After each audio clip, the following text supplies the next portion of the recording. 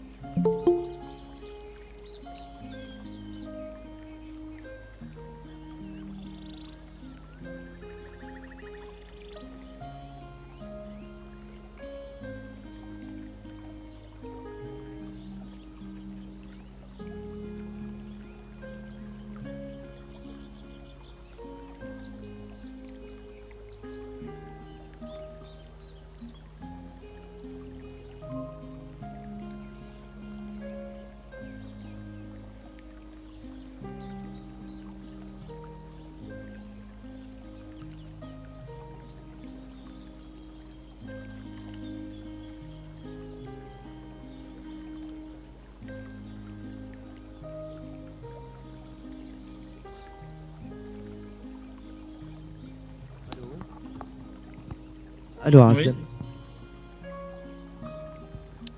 الو تسمع فيا مسيو؟ وي خلي لو بارفي. البوت نتاع البيسي.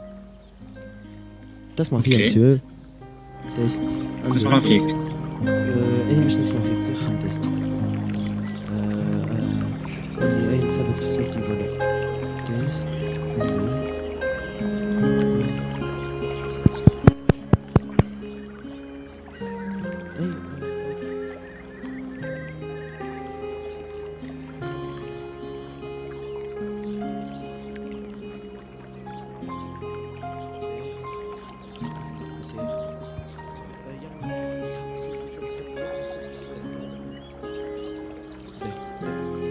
Monsieur, بداية دقيقة نركب فيها بروبليم تكنيك. مش مشكل.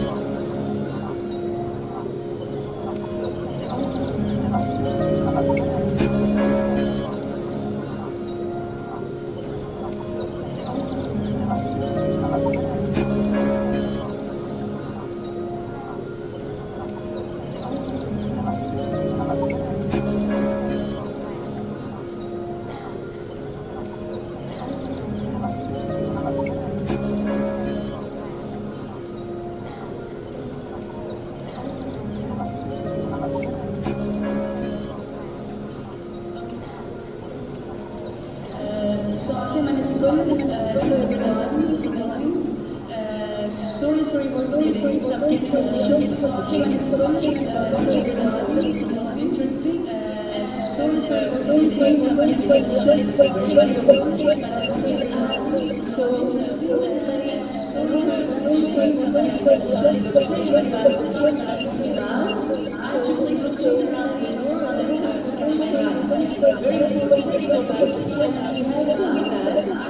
just in this order, Doctor. So I will read some notes, but it's very important. So Dr. Ramados, co-founder and current chair of IEEE Blockchain Technical Committee. Welcome. Professor Gora Datta, Vice Chair of IEEE Blockchain Technical Community and visiting scholar University at University of California, Berkeley. Welcome. Yes. Thank you very much. Professor Mohamed. So Professor Mohamed Hamdi, Cybersecurity Expert at Arab ICT organization and full professor at SUP'COM, Tunisia. Welcome, Mohamed. Thank you. So Mr. Oludele, Awodele, distinguished professor of computer science and AI at Babcock University in Nigeria. Welcome to Tunisia. Professor Dominic, Damoah, academic dean at Valley University in Ghana. Welcome to Tunisia. Thank you. Thank you very much for accepting this invitation and to be part of the IEEE Tunisian Student and Young Professional Congress. So our panel is divided in two parts. Before the panel discussion and the round table, some quick sessions, we will have some talks, so presented by our speakers. So let me start by the first one, if you want. So we will talk about IEEE Blockchain Technical fundamentals. Okay.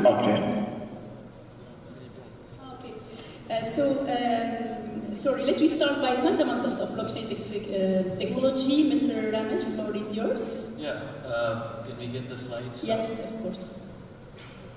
Yeah, slides are... Yes, we're waiting. Yeah, I'll make it short because we only have, I don't know what time you're finishing. Are we finishing at 12:30 or?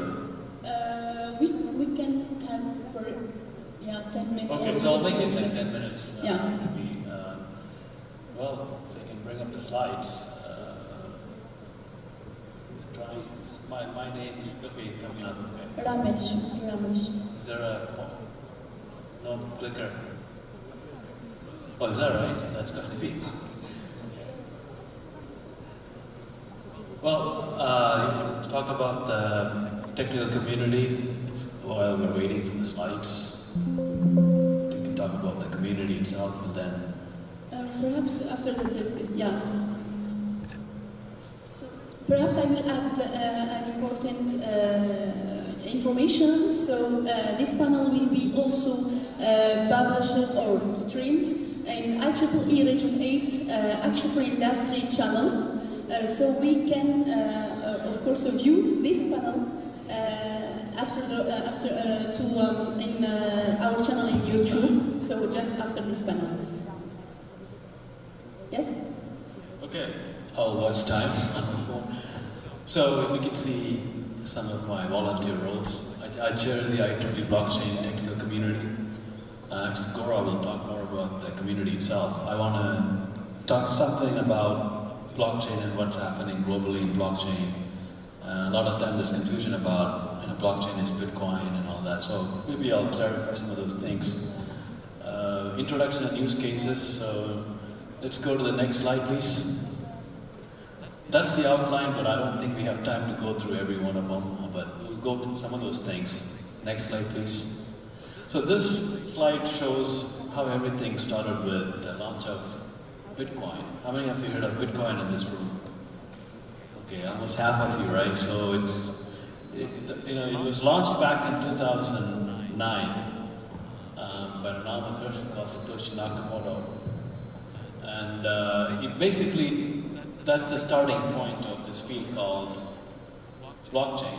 So if you look at the white paper, Bitcoin white paper, there is a term called chain of blocks. chain of blocks. That's what people started to call it as blockchain. And then around, there were many cryptocurrencies were created based on Bitcoin. Basically, people took the same code and made some changes, like maybe 20, 30 minutes, and they launched a new cryptocurrency. So there's lots of cryptocurrencies right now. But that's, you see the first yellow circle, that's the evolution, starting stage of this field. What we call as, blockchain 1.0. And then the green circle is when, around 2015, folks like Vitalik Buterin, Gavin Wood, they launched Ethereum, and there's also like Gora for banking industries, Hyperledger for enterprise. So several of those architectures were launched in 2015. So that's the second stage. And then third stage, many, many architectures were launched. As you can see, they're all not necessarily Bitcoin.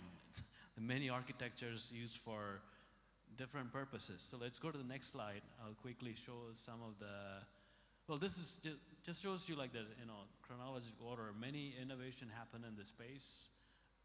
Some of these things may be, I don't know, NFTs. How many have heard of NFTs? Non-fungible tokens. That's also a hot topic, right? So it's also something that's issued on blockchain.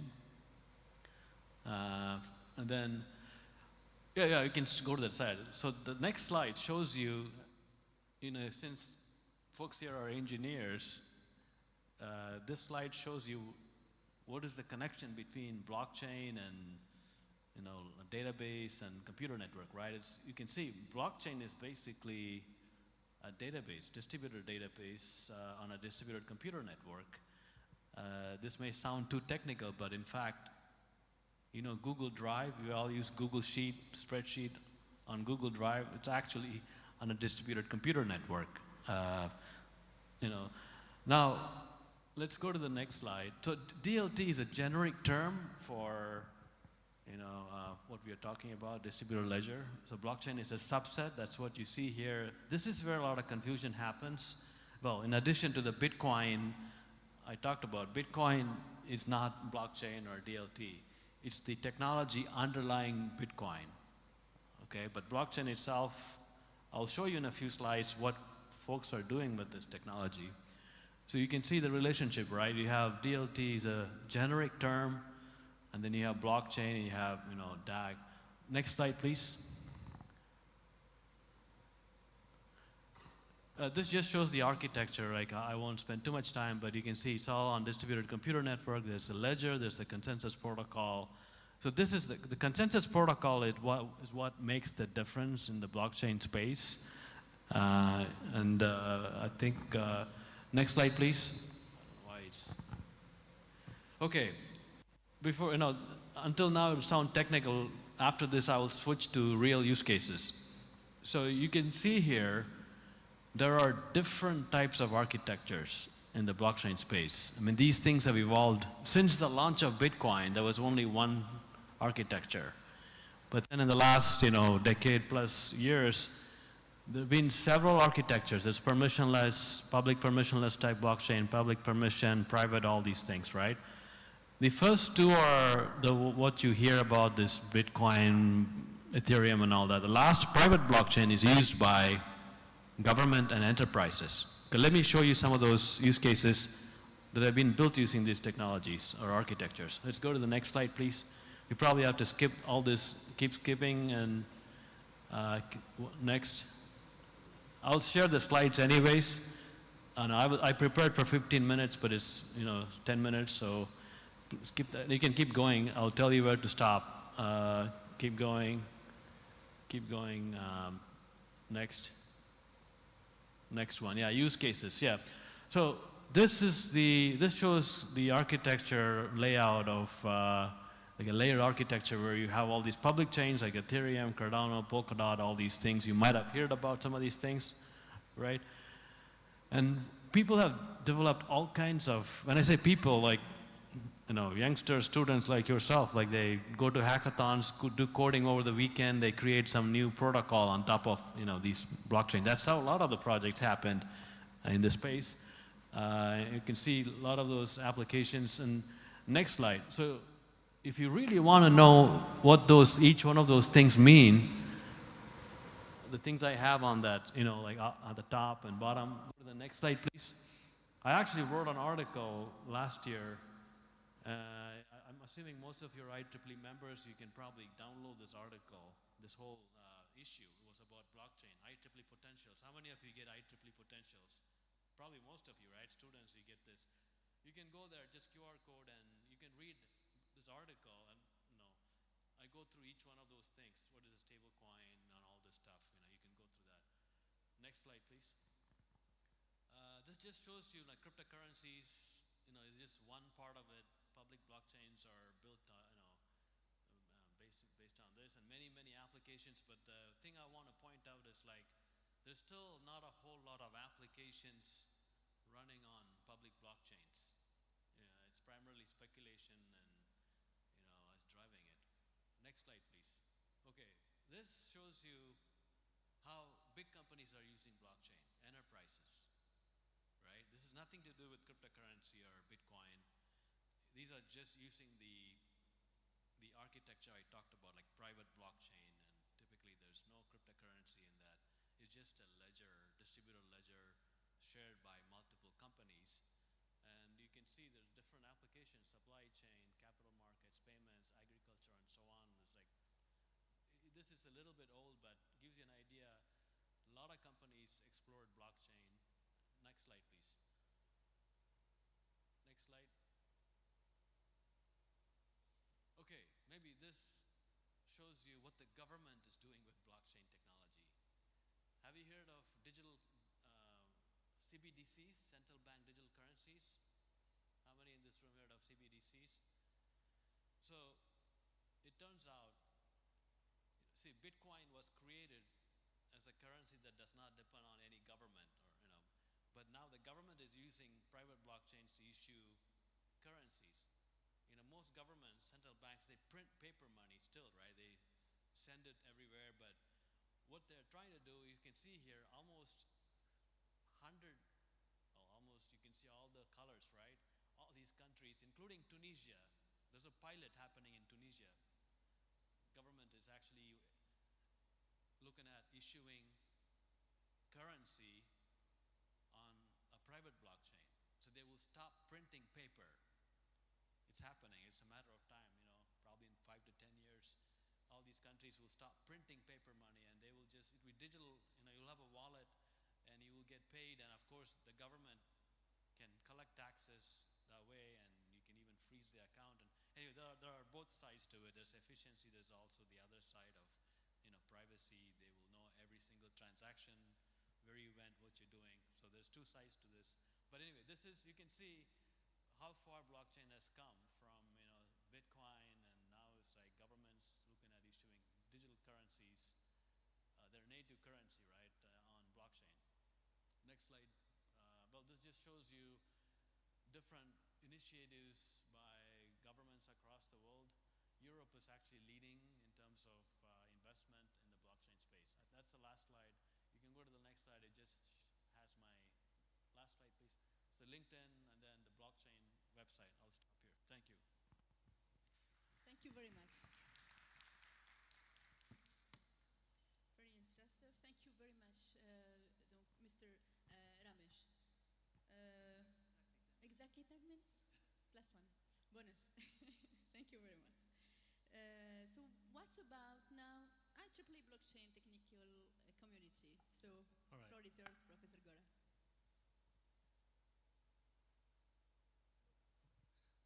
So, good morning. So I'll give you a tour of the world of IEEE Blockchain Technical Community, which Ramesh and I are part of. And we'll wait for my slides to come up. Okay, let's stay here. So this is the talk. It is aptly titled Emerging and Evolving IEEE Blockchain Technical Community. So as you heard from Ramesh, blockchain is a foundational technology. One of its original use case was cryptocurrency, but it is just a use case. What we are focusing on as a group is the foundational technology and its growth and its evolution around the globe. That's who we are. But before I go any further, next, this is a little bit of personal for me. Next slide. I'm happy to be here, back in Tunis after nearly 20 years. On the left, when I was here for the first time, I was young, had some gray hair, black hair then. And then on the right, I'm wiser and with friends. So I'm really happy to be back in Tunis nearly 20 years from now. But let's get back on track next. So this is the world I live in personally. I live in the world of digital health standards. I work and are involved in multiple standards organizations, some of which and the roles I play there. Next slide. And this captures my background, and you can read about that later on. But basically, I come from the industry and I now live in academia. And as I joke, I work with the government, so I'm a good example of an industry, academia, government partnership. Next. And I'm going to talk about a lot of things, but these are all my personal opinion. They do not represent any of the organization I belong to. Next. So now let's look at the world of emerging tech. Next. So this captures, in a sense, the emerging technologies which have come about in the last 20 plus years. Some of them obviously have come before, but the growth of emerging technologies are these 25 or 24 revolutions.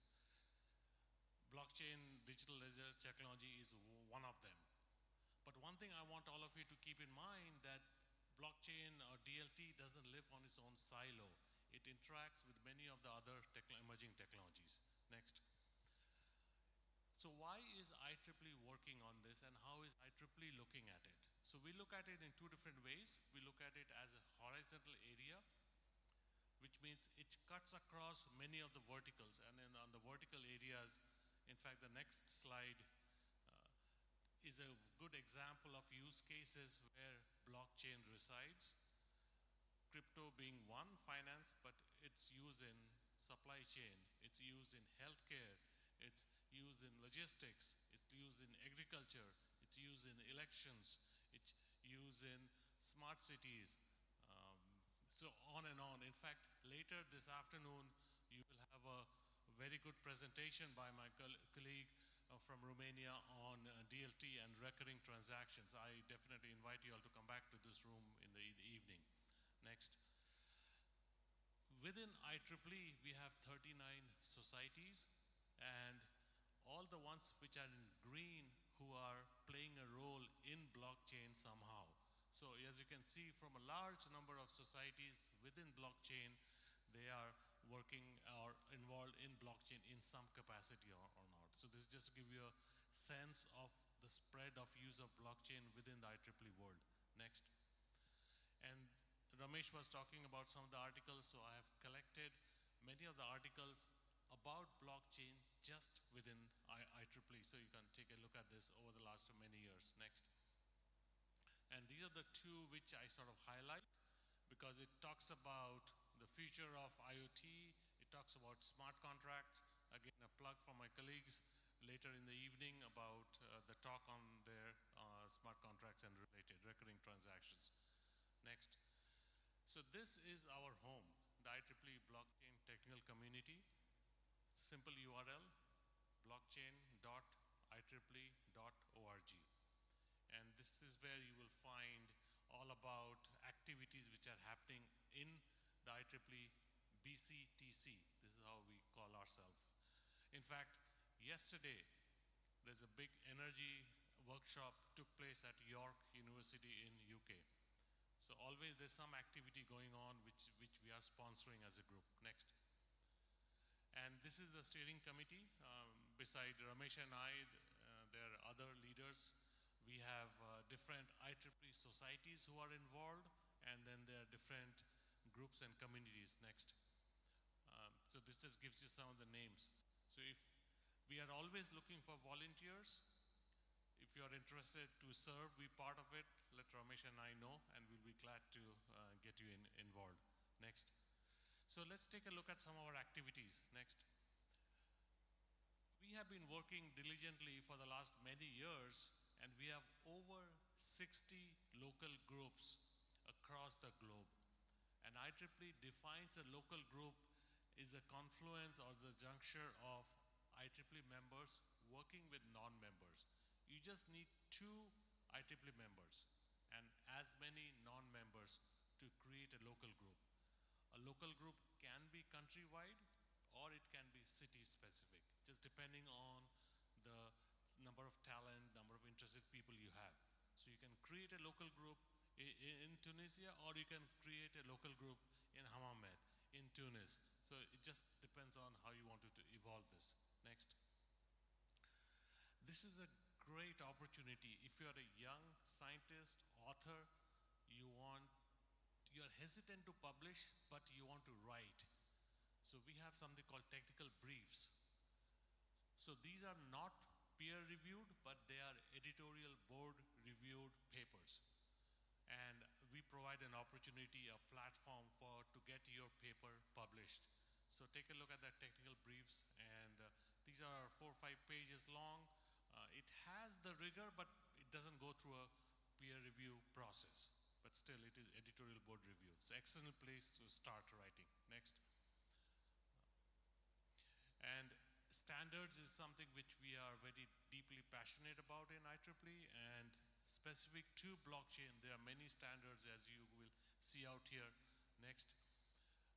As you can see, the list of standards are quite exhaustive just in the area of blockchain. But specifically, next, we have a new standard for recurring transactions using distributed ledger technologies, DLT.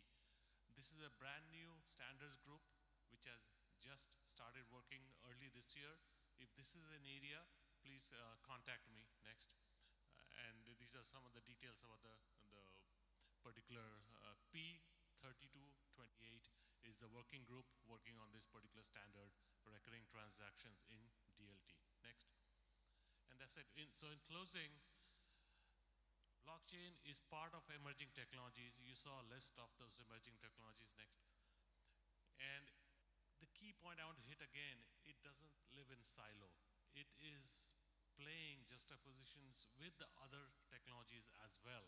So keep that in mind. Next. And technology versus use case. So go back to the horizontal and the vertical. So this is what it is all about. Next. And these are some of the technology and the use cases which we have reviewed earlier on. Next. So become a part of the IEEE Blockchain Technical Community and help shape the technology of the 21st century. Next. And with that, next. Thank you very much. Those are my details. Thank you. Thank you. Very, very interesting. I think it's very important to know about the community of blockchain in IEEE standards and many benefits, many services, and many details about how they can contribute also even in paper or joining some groups. So thank you very much. 9 minutes, okay. And next is 20 minutes, okay. Flatter.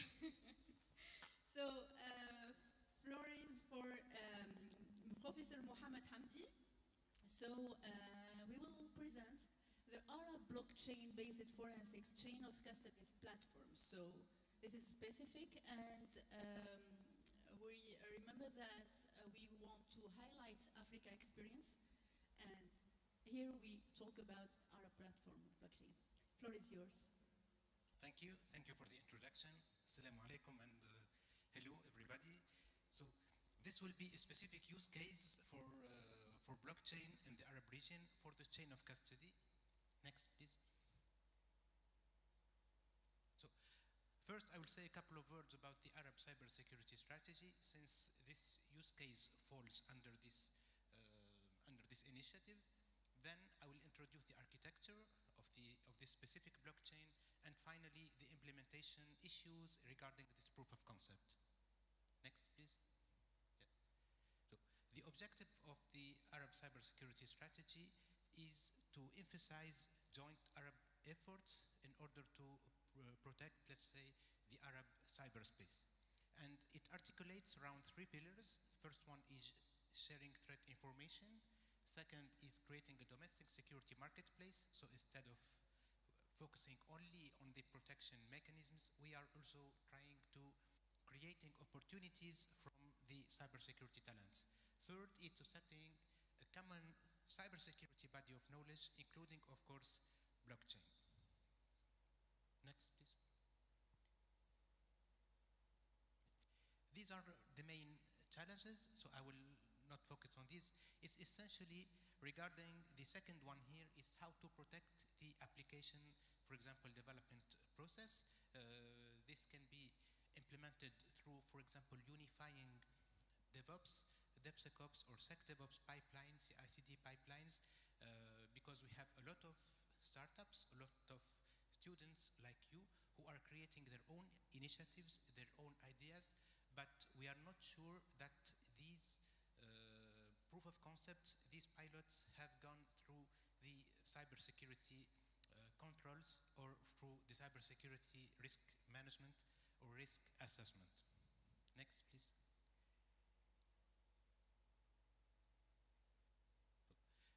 Here I will focus on the challenge of shared trust, because blockchain is about trust.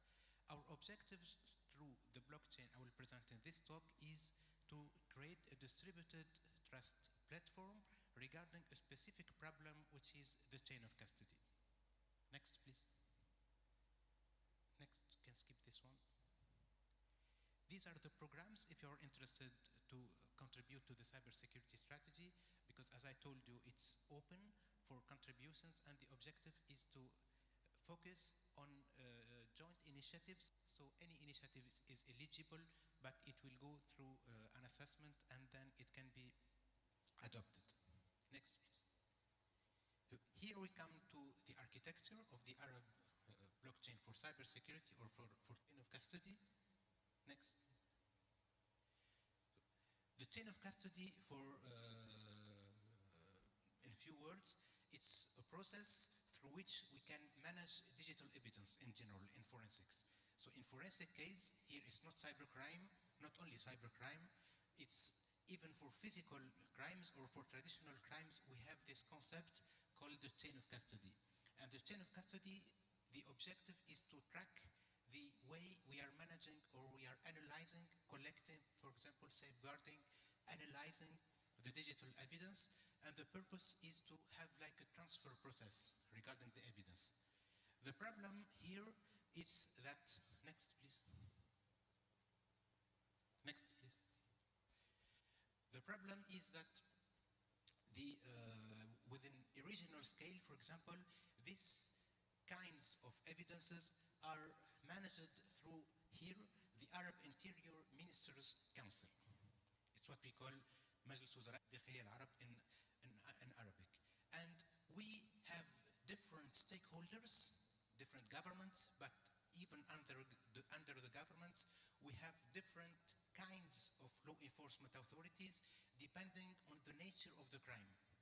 If it is drugs, if it is a cybercrime, if it is terrorism, so we have different kinds of law enforcement authorities, so different types or different pipelines of digital, and not only digital, different types of pipelines for evidences that are implemented. The objectives of the Arab Interior Ministers Council is to help the governments to investigate, and it's a sharing platform for digital evidence. But the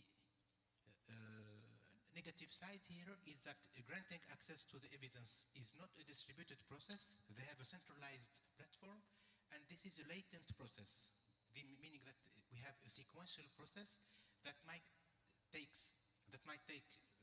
a long time in order to converge to a decision, which is not good, of course, because generally we have to control this time.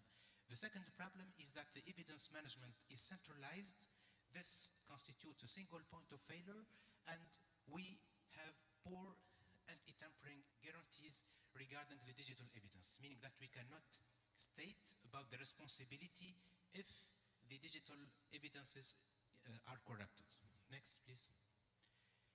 In order to cope with this problem, we proposed this architecture. This is a blockchain for the chain of custody, in which we put the metadata, meaning the data regarding the evidence, not the data evidences database here in orange color, which is a centralized database. This is the architecture, and this is the point, yes. We have an off-chain distributed database, and we have a non-chain distributed database. It is the evidence, the off-chain one. Next, please. The evidences log, it is implemented on blockchain. These are the logs regarding the evidence. So this is the information we put in the chain of custody. And it solves a problem of trust. So instead of having a trusted or a centralized trust platform, we have here a distributed trust platform managed through a blockchain, through which we can, for example, state about the responsibility regarding the digital evidence. Next, please. These are the benefits, some benefits. You can go to the next slide, please. These are the three main requirements. First one is that the examiners can show the integrity of the evidence, because every block will contain a type of action that has been implemented on the evidence. For example, how to collect the evidence, how to seal it, how to put it in a container. All of these actions will be put in separate blocks, chained blocks through hash functions, and we can go back and state about responsibility.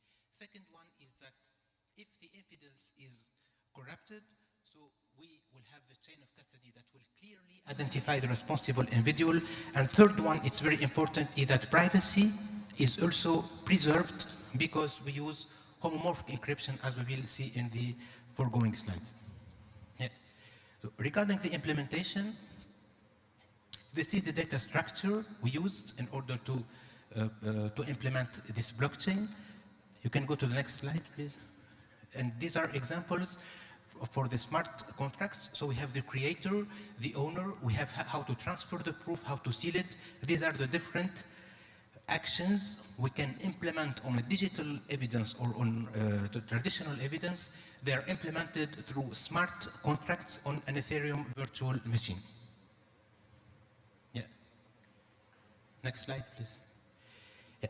I will finish by these two slides, which are very important from the practical point of view. The first one is how to integrate the blockchain with a platform, including Maltego here. So for this use case with the Arab Interior Ministers Council, we used Maltego, which is commonly used in order to manage the proofs, the cases, meaning that we can, for example, perform OSINT, and it can picture a clear landscape about the case, who is involved, and so on. So we developed a plugin in order to make the blockchain interact with Maltego, which is very important. The second issue is that we are implementing, yes, next slide, please, is that we are implementing also fully homomorphic encryption, so that the content of the blockchain is hidden, especially the sensitive fields in terms of privacy and secrecy. And this turns out to be better than zero knowledge proof, which has been commonly used also for this kind of applications. But fully homomorphic encryption is very important, and I'm supervising a couple of PhD students. Next slide, please. For the moment, we used this tool, so this library. It's from a French startup called Zama, but I'm supervising a couple of PhD students who are developing new algorithms in terms of fully homomorphic encryption. And thank you. Thank you very much. 10 minutes. 10 minutes. So thank you very much for this use case of blockchain in cybersecurity, and you mentioned many points. Perhaps in the QK session, yeah, we return back. So floor is yours. So Professor Oludele. Yes. Oludele. From Nigeria. So we go to Nigeria now. And what are the opportunities in the current landscape of blockchain adoption in Nigeria? My question, your presentation. Yes. Oludele. The slide. Good afternoon, everyone. This presentation is going to be specific to Nigeria. We're going to look at the opportunities in the current landscape of blockchain adoption in Nigeria. Next. Next slide. Blockchain technology, as earlier said, people believe it's only for cryptocurrency, but it has changed and creating a lot of waves in other industries at the global level. Coming to Nigeria as a country, we all know that Nigeria is the largest economy in Africa and is increasingly recognizing the potential of blockchain to address some critical challenges and create new opportunities. And that is why when you look at the diagram, you see some of the stakeholders who are taking action on the adoption of blockchain technology in Nigeria. Next. Now, this is one of the stakeholders in blockchain, that's the Blockchain Association of Nigeria. The aim is to develop the knowledge and use of blockchain technology in Nigeria to ensure that that is being used to power, all the activities to ensure transparency and, increase productivity at various levels. Next slide. We all know that blockchain is a digital system that records transactions in a secure, encrypted, and decentralized manner. And that gives rise to the distributed nature of a blockchain that eliminates intermediaries and reduces cost. Go ahead. Blockchain impact extends from both microeconomics to macro-sized one, and making it an essential tool for digital innovation in finance, government transparency, record maintenance, and information verification. When you look at the diagram, discover that we have some blockchain applications talking about the smart contract, digital currency, record keeping, and security. Next.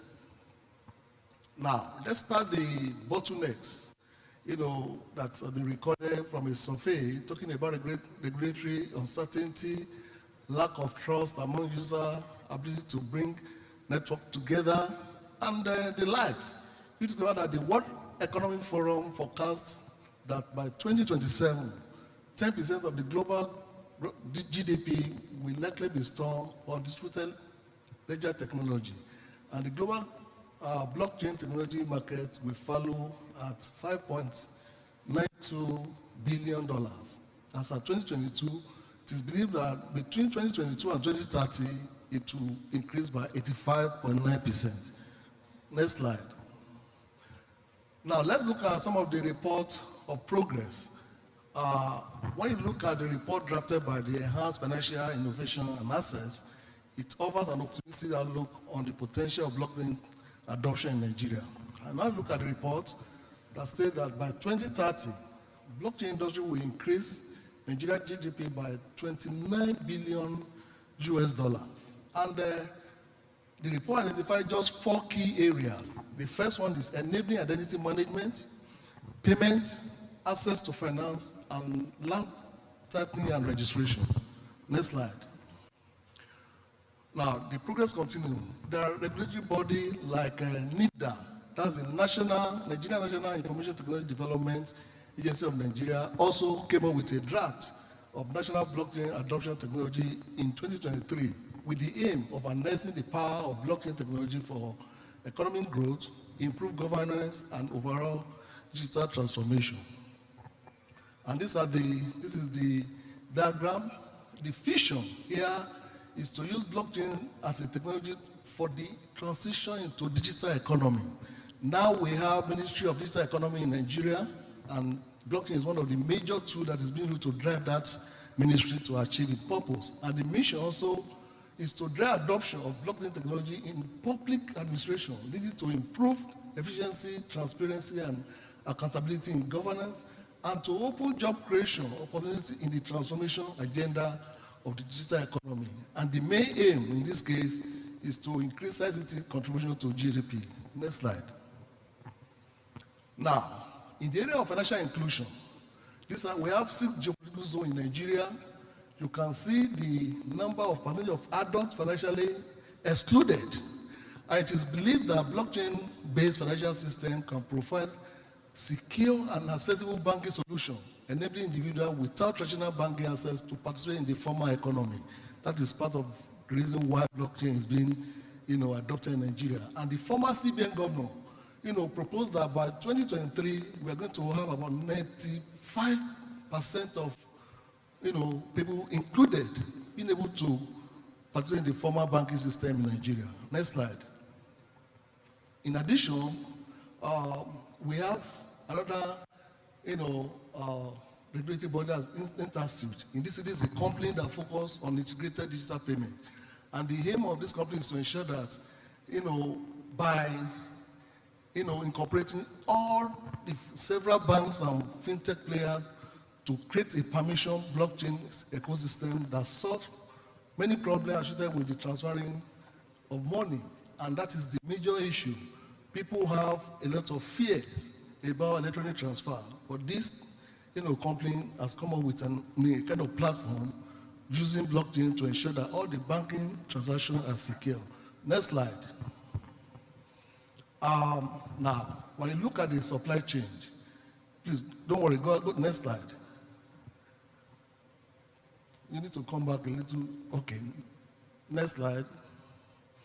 Next slide. Next slide. No. Next one. That's okay. Now, this is statistics that forecasted blockchain value in agriculture and food markets worldwide. This is, from 2023. When you look at the statistics, the global market value of blockchain in the food and agriculture market, which is about $32.2 million in 2017, is projected to be about $1.4 billion by 2028. Just because blockchain is a decentralized, transparent nature and makes it an ideal solution for enhancing supply chain management in Nigeria. Next slide. Look at the blockchain in agriculture. We have 4 stages. The first one is stage for data generation. Next is type of data collected at each stage, getting to data processing, and the last part is blockchain data consumption. Next slide. Also, blockchain supply chain market size is expected to grow from 0.56 billion in 2020 to 4.2 billion by 2028, according to the compound annual growth rate, which I believe between now and 2028, this will be achieved. Next slide. Also in the healthcare, it's another area that blockchain is making waves. This helps in addressing healthcare problems in terms of providing a secure interoperable platform for managing patient data, drug traceability, and healthcare logistics. You discover that interoperability is a major issue. So many data are scattered everywhere, but with this concept, there will be a kind of synergy whereby those data will be, able to access the data in a secured environment, whereby it will create a tamper-proof record of medical information.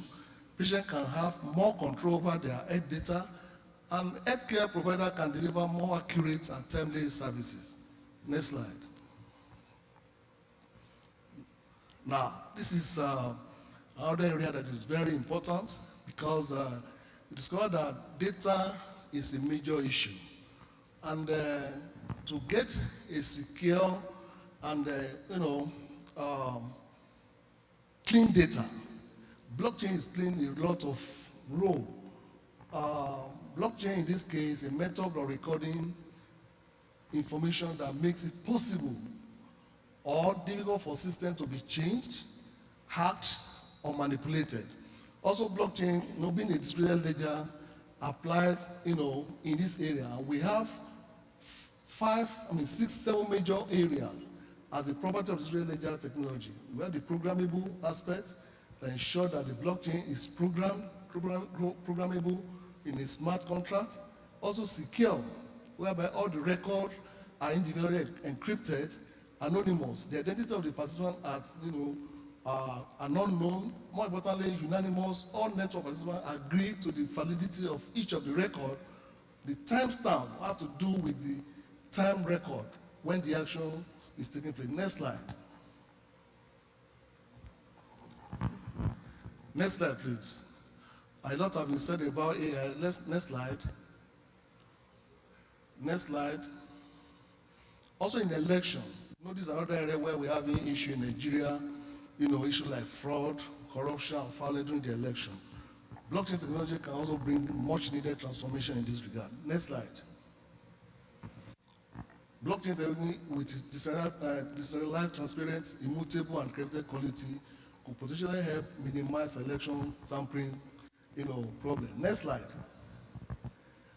This is in government. Next slide.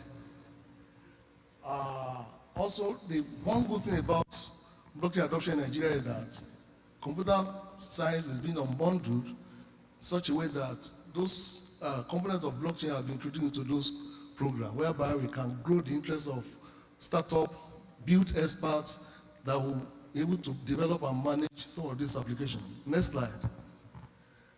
Also in the energy sector, blockchain is being adopted. Next slide. Also in the issue of, please, next slide, sorry. Insurance and risk management, that's another area where blockchain is being adopted in Nigeria. Next slide. We also have data security and privacy. Go ahead. Next slide. Now in conclusion, the opportunities presented by the current landscape of blockchain adoption in Nigeria extend beyond initial application. As the technology continues to mature and stakeholders explore new possibilities, the nation stands at the forefront of a transformative era that can redefine how industry operates and how citizens interact with various services. Continual exploration, investment, and collaboration will be a key unlocking the full potential of blockchain across the diverse sector of Nigeria economy. Thank you very much. Thank you. Thank you very much. And we will see, even in Nigeria or worldwide, how blockchain, the potential of blockchain in different and across different sectors. This is what is shown also in your presentation previously. So thank you very much for the experience. We go to Ghana with Professor Dominic. So beyond cryptocurrencies, blockchain's trailblazing journey of African innovation. Sure. Yeah. Floor is yours. Dominic. Thank you very much. And I think I'm going to stand on the existing protocols that have been laid before you to steep you down to specific applications. In this case, because you're coming into the area of blockchain, we say dApps, not apps anymore, distributed apps. So you see the applications of these technology in Web3 products, all right? So that's where we're going to look at. And specifically, I'll talk about the projects that are taking place in Ghana and move to other portions of Africa to break before you that it is possible. It's an area where we want to talk you into because that is the future. Thank you. Next slide. And so we're going to look at blockchain in land administration, finance, education, and agriculture. I'm just going to limit myself to these few areas. Next. As it's been said already, this is a distributed ledger system that stores information in a secure, tamper-proof, decentralized digital format. And it has the potential to transform everything that is existing on the Web2 platforms. You know, previously, it was infrastructure when computers started. And then we moved on to bridging the distance, all right? The introduction of internet and all that. Now, we're focusing on trust, all right? So for all the applications that you have on Web2, if you can think of any trust issues, then you are ready to move on to the blockchain technology and specifically Web3. Next. So what we expect here is that we're going to delve into how it has revolutionized certain products that we have here in Africa. Next. So in land administration, what is the problem? In Ghana, we have multiple sale of land, all right? and then you don't have reliable information on land. So there are trust issues here. Also, you have problems of bribery and corruption when you want to buy lands or you want to do business as far as lands are concerned. Next. There is a company by young people of your caliber, and the company is Ben Ben. All right? And they are using distributed ledger technology to create trusted, transparent, integrated land transaction environment. All right? They use Keva and LandTrack to promote socio-economic welfare and then security in our land tenure system in Ghana, and also equitable land governance. And with this, you can do your investment and financing with your land because there is authenticity, there is trust in the documents that are tendered out for for transactions. There is also another company called Bedland, and they are documenting all undocumented lands and using this same distributed ledger, technology. So then problems with dispute as far as who owns the land, especially with undocumented lands, can be settled easily, all right? And it's unlocking the land capital in Ghana. It is done by young people, all right? Next. Now let's look at blockchain applications or dApps that we have in finance. Yeah, there are so many of them, and I want to focus on just a few. There is one called GD in my language, in the Akan language.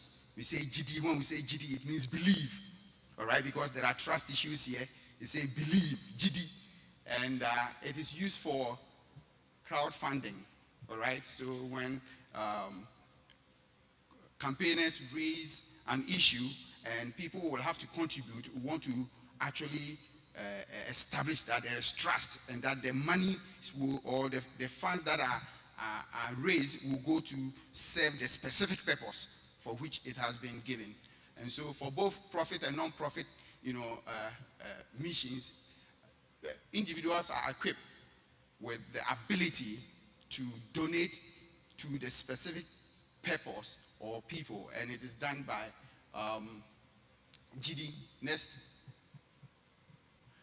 It has a simple architecture where the campaigners create their requests, and then the investors now contribute, and it goes, in fact, they operate on the Ethereum network, and then blocks are, chained, and the monies are secured.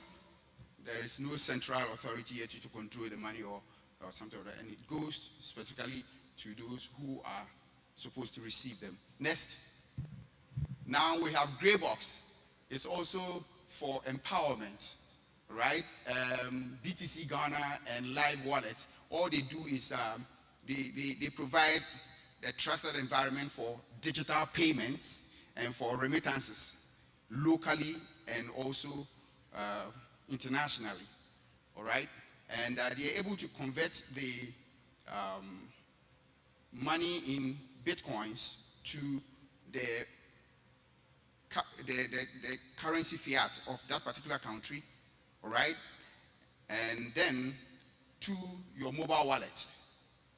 So these are, spaces where you have issues of trust, and the best technology here is blockchain. Then when you go to Kenya and Nigeria, for instance, where you have a lot of, Bitcoin transactions and stuff going on, they have a lot of products. I can't speak of all of them, so I have chosen here to talk about BitPesa. You know of M-Pesa, right?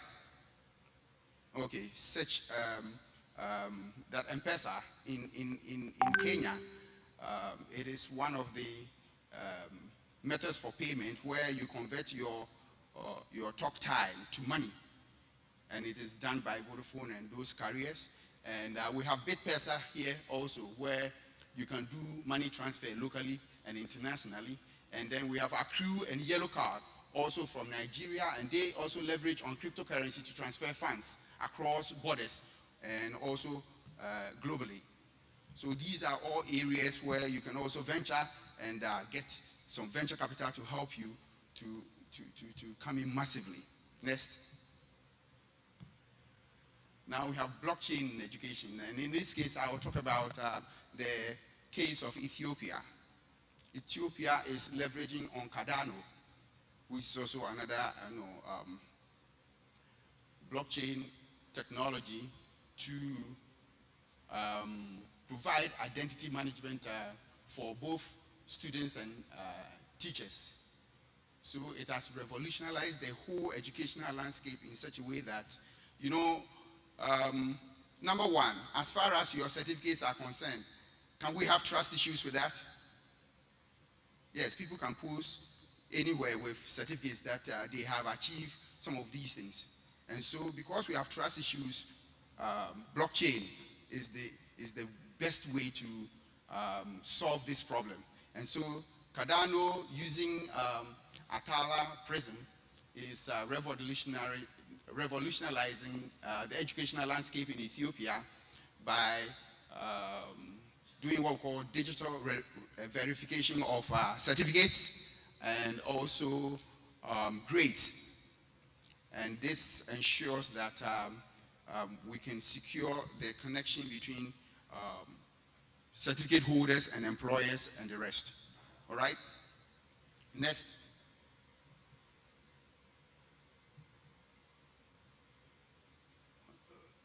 Let's go forward. Next. All right. In Ghana, we have some young people who have also set up another company called Kobis.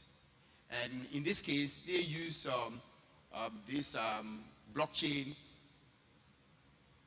technology to put together talents, young people, developers, builders, and hackers. All right, so they can profile them, you know, do communications, collaborations, and participate in online hackathons. And also, by this method, they are able to provide recruitment services to employers. They are able to match students to employers or workers to employers, so they can get good jobs. Next.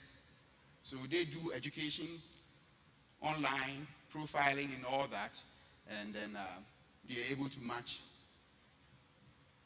prospective employees. Next. We have blockchain in agriculture, and in Ghana, there are two main projects that I want to talk about here, and it's also done by young people, right? We have Green Earth Agro, and they are harnessing Web3 technology to transform unutilized farmlands into climate-resistant and regenerative agriculture and sustainable food production in Ghana. Next. And in this context, they use the blockchain for transparency in land transactions, smart contracts for agreements and traceability in the supply chain, you know, management, all contributing to the overall sustainable and regenerative agriculture. Next. There is another company called Shamba, all right? And in their case, they use blockchain and artificial intelligence to collect farmers' production data and link them to the market, and then process their payments and link them to small-scale, credit services all over Ghana. So it has so many useful applications. I think I'm almost winding up now. There are challenges in this area. Quickly, let's mention a few of them. Yeah, we don't have the skill training for developers in blockchain in Africa, and that's why we're organizing these things. But somewhere along there, I'm going to show you areas where you can have free training in this area, so you can learn the technology and also become part of the solution to the problem. Then we have poor perception or bad reputation of cryptocurrencies in Ghana. So anytime you mention blockchain, everybody thinks that you are going to talk about bitcoins and all that. And because sometimes their values are fluctuating and people are losing their investment, people do not want that's a very bad perception about it. And so people don't want to give it a chance at all. But that is not all. You see its application in various sectors of our economy. And so we want to encourage you to come in here. It shouldn't be a stumbling block at all. And then lack of funding for startups and Web3, projects in Africa. That's also another problem. Now, we don't have government support because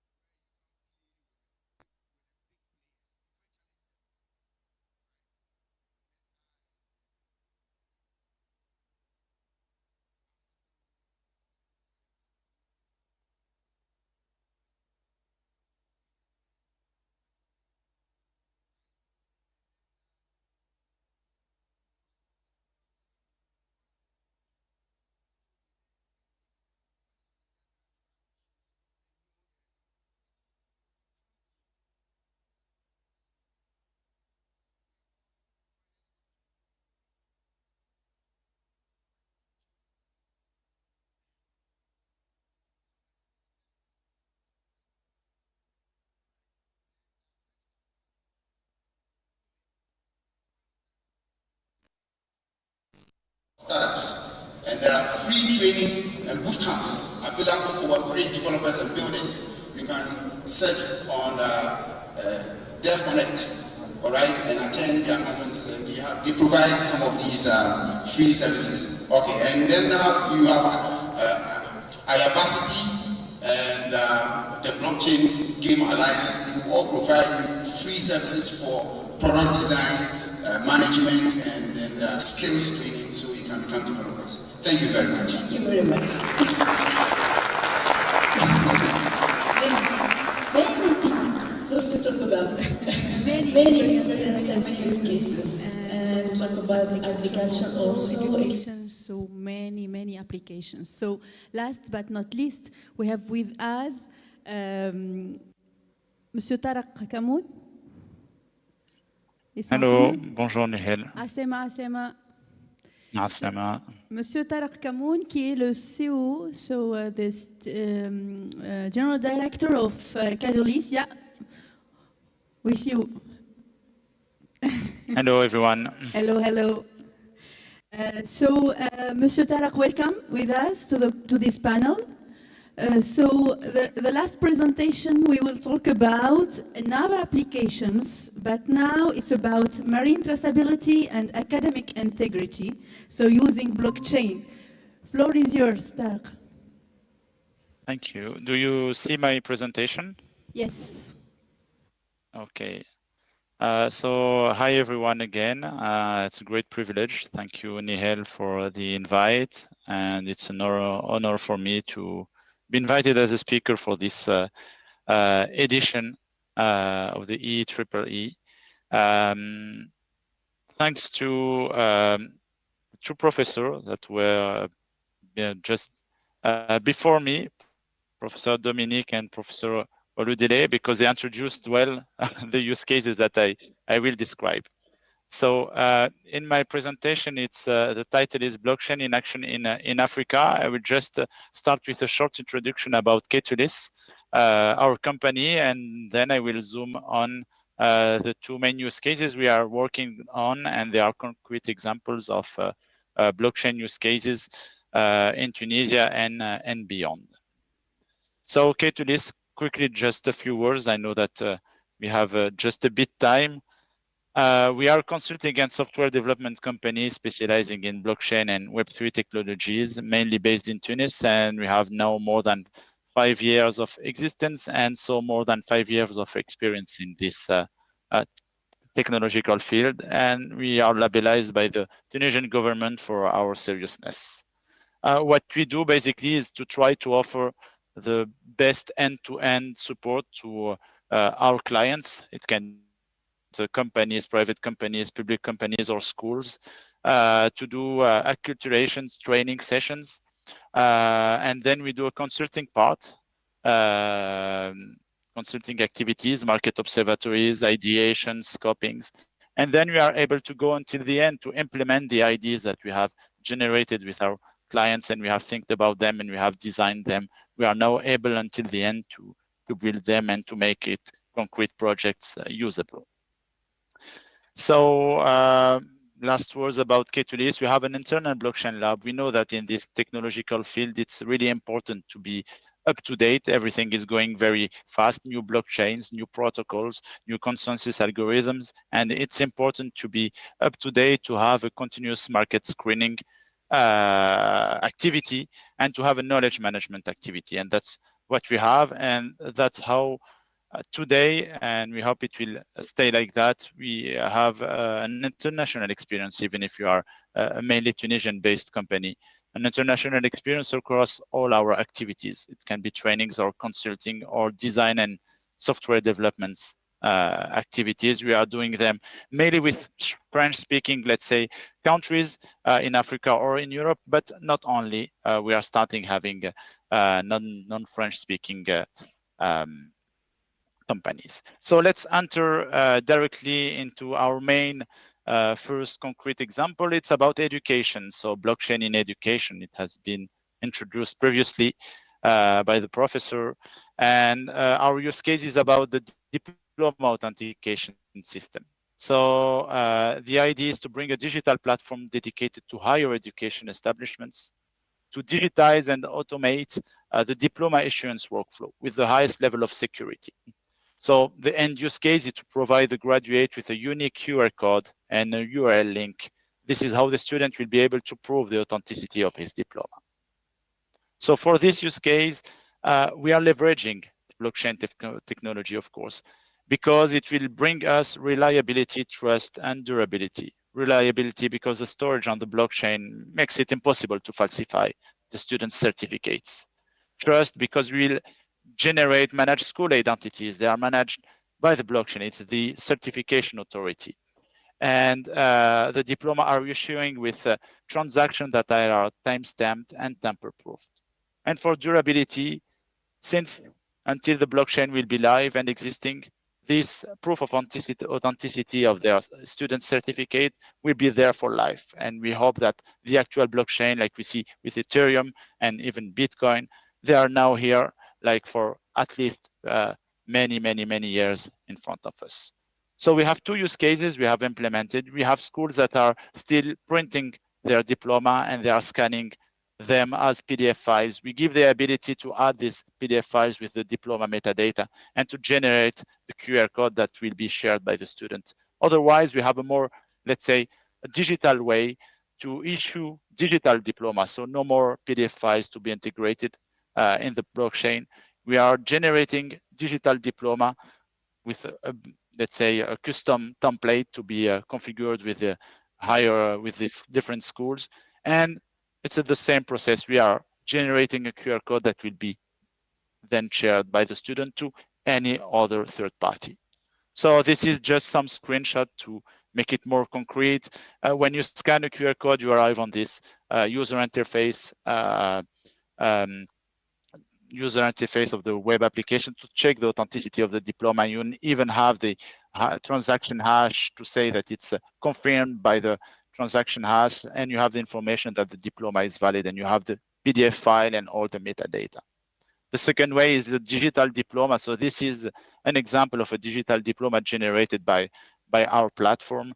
And so based on the metadata, we are customizing this template with each school. We have, of course, legal requirements on the templates and some specificity depending on each school. And this is finally the diploma portfolio, the diploma wallet of the student, when he will be able to consult the different diploma that has been added by the different school that he went through, and he succeeded to obtain a diploma. And for each diploma, he's able to share a QR code, or he's even able to share a QR code for all his profile. For any third party, it can be an authority, it can be a foreign country, it can be an employer, etc. So benefits for all stakeholders, universities, it's easy to use, time saving. This is a priority.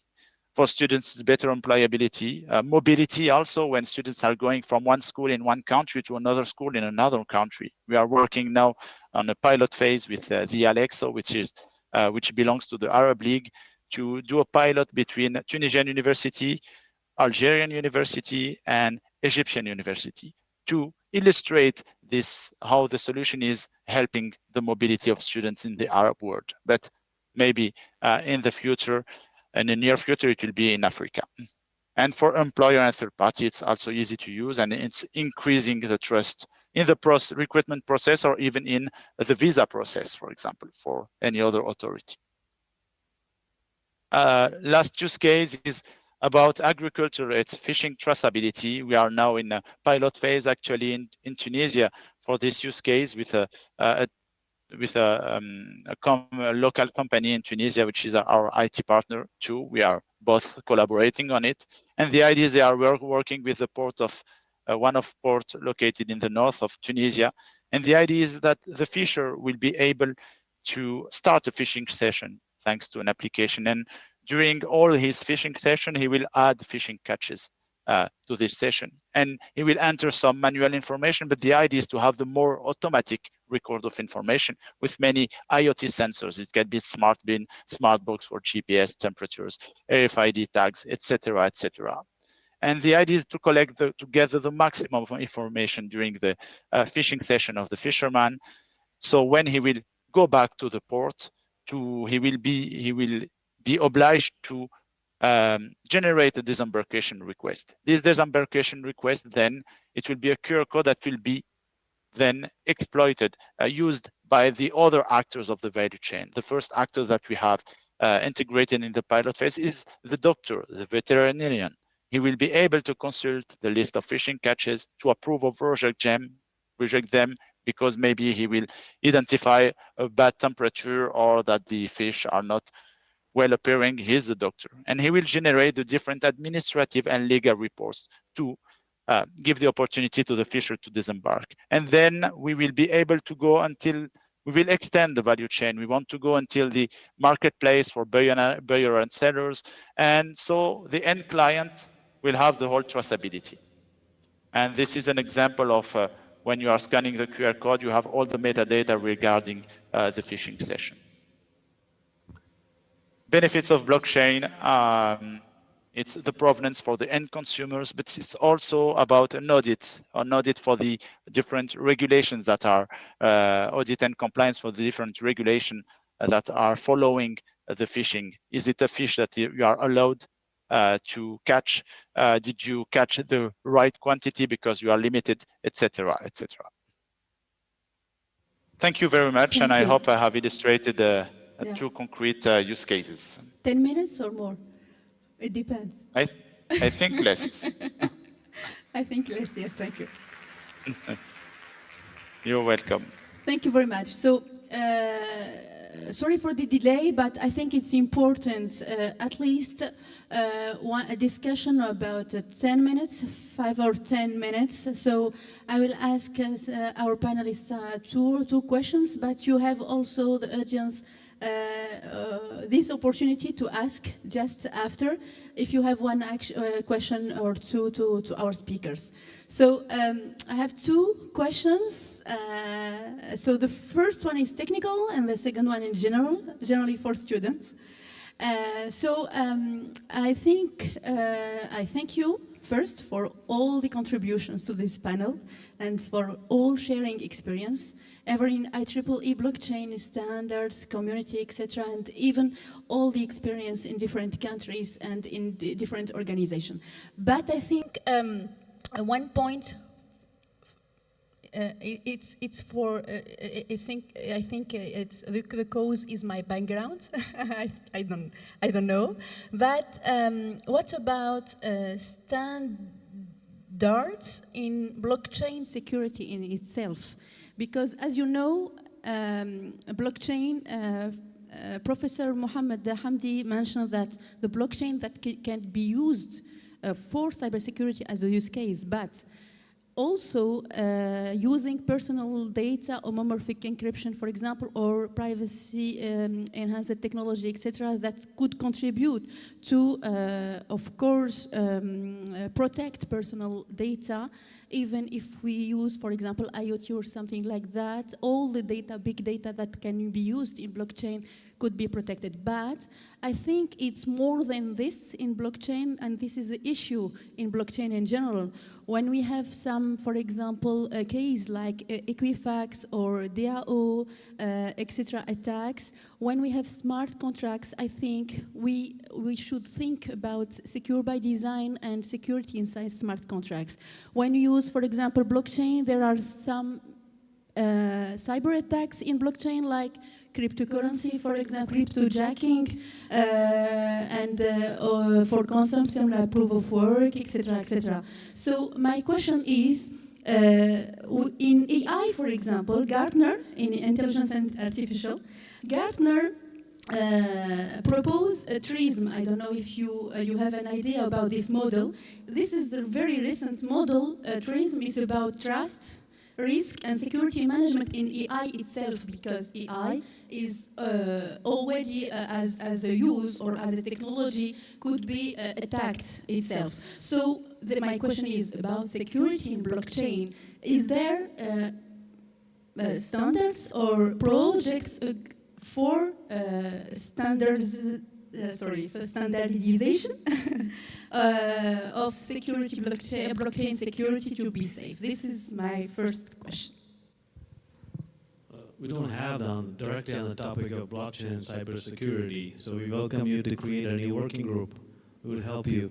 But there are multiple working groups focusing on digital identity, trust, and like there's also something on privacy, data privacy, and so on, but not directly on blockchain and cybersecurity yet. Yeah.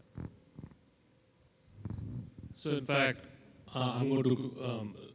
This is from my slide which I gave. So there is a standards work group called P2145, which is working on standards for framework and definitions of blockchain governance. Then we have P2146.2, standards for external data retrieval of blockchain for risk mutual assistance model. Then we have P2418.1, standard for framework of blockchain used in IoT.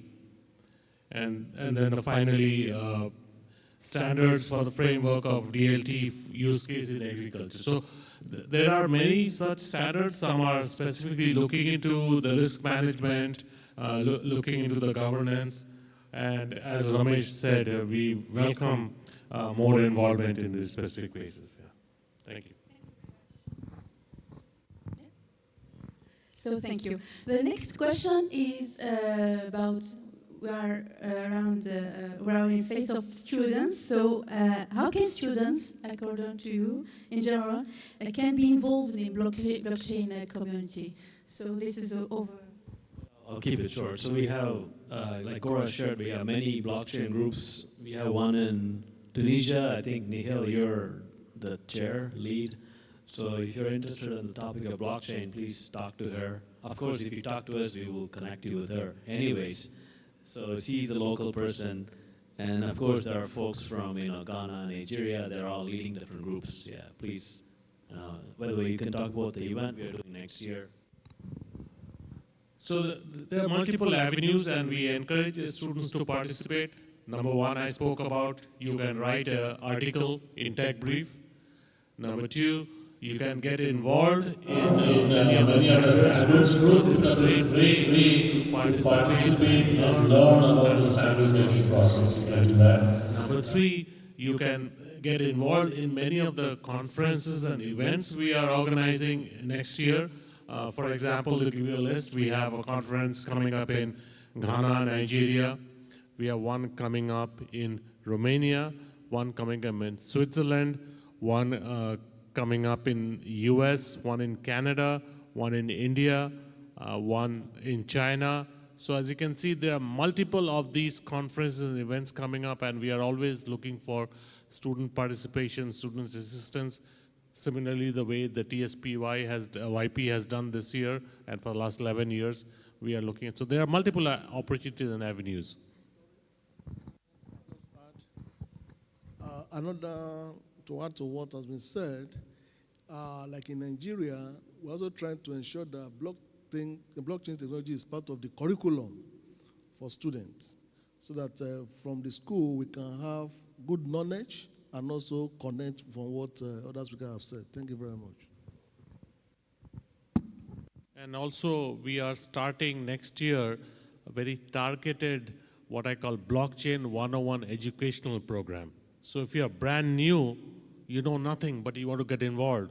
So we will be offering an educational session so you can again join those. Yeah. Lunchtime, right? No. So thank you very much. Many things to say about this or to talk about. Academia, yes. And if you have any question, yes. Micro. Not very difficult question, please. Yes. سامحني. Micro. Mic. Yes, thank you.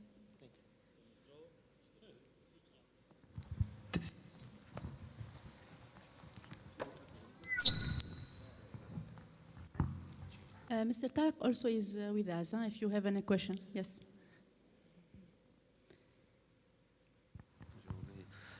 Okay, thank you for all our dear speakers. Just I want to ask Mr. Gora, you said about the fields that blockchain can be used in. So one of the fields was the medical field. I just want to know more about how does blockchain is exactly used in the medical field and the digitalization of the relationship between the patients and doctors. Thank you. Sure, excellent question. Just think about yourself as a person. When you were born, you had some medical records, and then you grow up, stay with the family, and then you go to college, you're independent, maybe you move to a different city, maybe you move to a different country, and so you progress with life, right? So the information you have when you're 5-year-old, how do you make sure that information is your information when you are 55-year-old? So think about that. We live in the world of digital data. But when you are 55, when you are 75, your health record is with you. And we have moved away from the plastic bags where we would have all the medical record in the past to your data being electronic.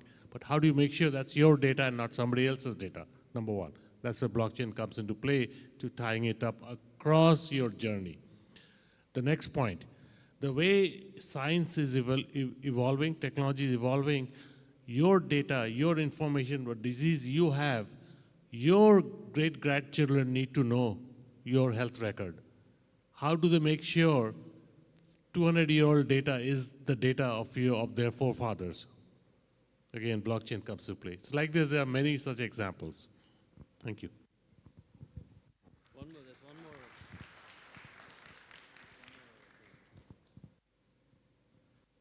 State your name when you're asking the question, please.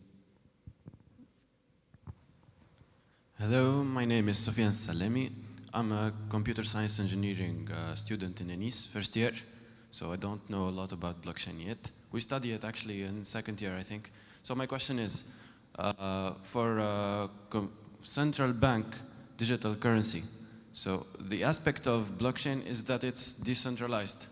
When banks decided to try this method, they're going to turn it central again. So what's the point of using CBDC here? The question is for Mr. Ramesh. The point is to centralize, like you said. Well, the thing is, governments, first of all, blockchain is just an architecture, right? Decentralization is something that the goal was decentralization. Like Bitcoin, when it was launched, the idea was decentralization. But over the years, if you look at the mining pools, Bitcoin network is controlled by three or four mining pools. It's actually centralized at the mining pool level. So, it's kind of like went away from the idea of decentralization that was originally, if you look at the original Bitcoin white paper, they talk about this, right? So just put that aside, and now it's just an architecture where, just to keep it simple, like we could create a Bitcoin network, blockchain network where, people here on the stage, we could be the validators, right? So basically, the folks here, you would have to trust us that we won't collude on, adding something. So you need to, kind of like change your mind. Blockchain is not just about completely decentralized. There's a whole spectrum of like, a few people controlling it to like, thousands of people controlling it. So in the case of central bank digital currencies, it's going to be, they're going to use it to issue currencies, but obviously it'll be controlled by, they will have a governance structure, right? Like every country has some, like Reserve Bank of Tunisia or whatever, I don't know what the name is. They would control that, how much they issue and all that stuff. Yeah, but anyway, we can talk during lunch if you want to know more about this. But it's a private blockchain controlled by, the local central bank. Yeah, I'll just go back to a very key point which Professor Dominic was mentioning, which is about the trust. Ultimately, whatever technology you use for any solution, everything is great till you lose your information, till you lose your money, till you lose something which you wanted, you are having.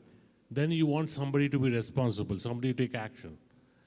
So just keep that in mind that yes, distributed is all great, but ultimately somebody has to be responsible for it, somebody you have to trust. So as Ramesh is saying, we have to just keep that perspective in mind. In the case of Bitcoin network, you are trusting those three mining pools don't collude. So in the case of central bank digital currencies, you would trust the issuing party. It'll be central bank of Tunisia or whatever, right?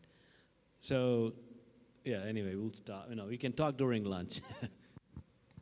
Thank you. Last question? No? So thank you again. Thank you again to our dear panelists. Thank you for the audience. Very honored to have moderated this panel. So thank you again. Welcome to Tunisia for our guests, and see you. Take a picture.